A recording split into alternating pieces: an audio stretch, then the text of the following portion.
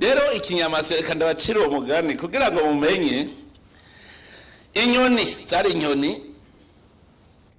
Umusore w'inyoni akunda inkumi y'inkuba, umukobwa w'inkuba. Inyoni iravuga iti je nakugomwe ndakeneye ko twubakana. Hama iyo nyoni iraza ibibwira se ati nivyo mugabo, ati ku nkuba uko tuhazi, ati swari we wese aja kuvuga ijambo, ati rero reka turondere inyoni izi kuvuga ijambo. Barazunguruka inyoni zose barabura inyoni izi kuvuga ijambo yotsindira umugeni ku nkuba.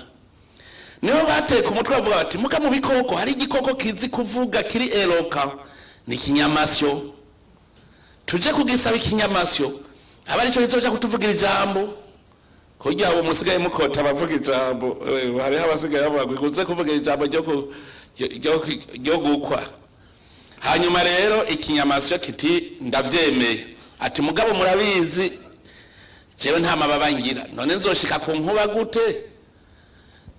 Zicara hamwe zose zitishwa se kibazo cy'amababa, twebwe dufise amababa nawe ntugira amababa. Reka rero umwe wese inyoni yose izana igihubi, imwe yose ikura ku igihubi ihomeka ku kinyamasyo, iyindi ikura ku igihubi ihomeka ku kinyamasyo. Ikinyamasyo ruca urunyoni runini rufise amakurere meza nk'umwami nyene. Wumvise kibaye umwami wazo kuko gifise akubi k'inyoni yose. Hama kirazibwira ati rero turabona bo birashoboka nzoguruka nzoshikayo. Ati rero ngira ndababwire ku nkuba amakondisiyo yaho. Ati ku nkuba umwe wese agenda afise izina ry'ubuhizi. None rero mwese inyoni yose nitora izina ry'ubuhizi. Inyamanzi gatora, inkoko igatora, inkoni gatora. Naho hagishaka inyamasyo yetu mwahejeje, ati je nanje nitwa Vutus. Ati je nitwa Vutus. Rumva mwumvise tujuru zaguviyo ziwe n'izina gice citwa Vutus. Umunsi w'urubanza uragera rero ati ngo tugenda, ati mugara rero ati nimbere yuko tugenda babwira ikindi kintu ku nkuba. Ati muri service yaho ati muze murabe neza ingene bimeze.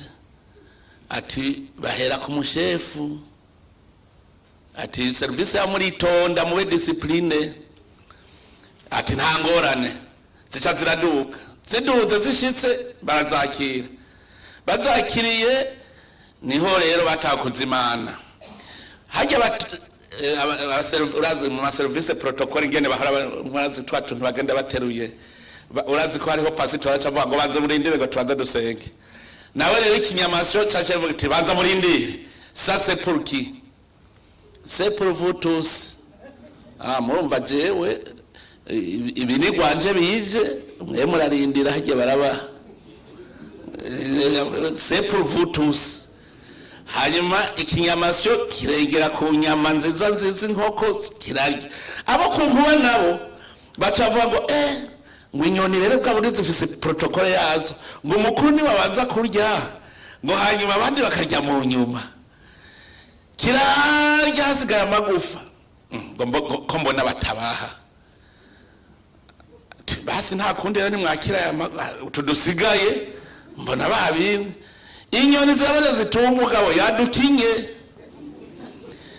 Zisha zirashavura ntizarindiriye ijambo.